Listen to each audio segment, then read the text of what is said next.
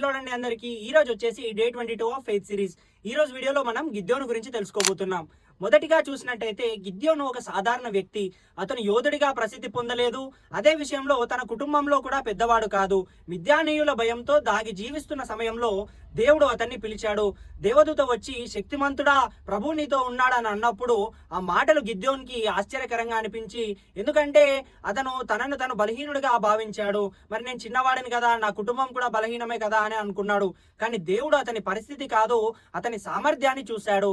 దేవుడు గిద్యోన్ను మరి ఇజ్రాయెల్ ప్రజలను రక్షించమని ఆజ్ఞ ఇచ్చినప్పుడు గిద్యోను మొదట సందేహపడ్డాడు.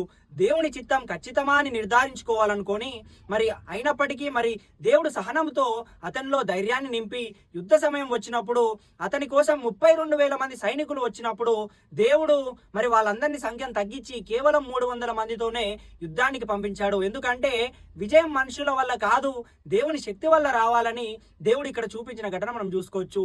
ఆ 300 మంది చేతులతో కత్తులు లేవు, ఎలాంటి ఇన్స్ట్రుమెంట్స్ లేవు, కేవలం ఆ కుండలు, దీపాలు, ఏవైతే శంఖాలు ఉంటాయో వాటి మాత్రం తీసుకెళ్లి దేవుని ఆజ్ఞ ప్రకారం నిలబడగా శత్రువులు భయంతో పరుగులు తీసిన ఘటన మనం చూసుకోవచ్చు.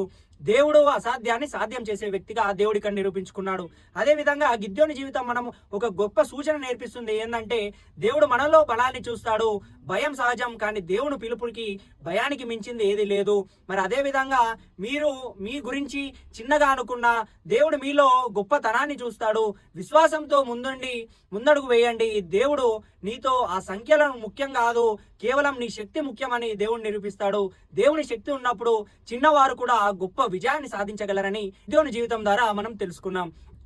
రేపు ఒక ఇంట్రెస్టింగ్ క్యారెక్టర్ గురించి తెలుసుకోబోతున్నాం. దానికోసం మన ఛానల్ని ఫాలో అయ్యి ఉండండి. ఇప్పటి వరకు ఎవరైతే లైక్ చేయలేదో వీడియోని లైక్ చేయండి, మీ ఫ్రెండ్స్కి షేర్ చేయండి. Thank you. Praise the lord.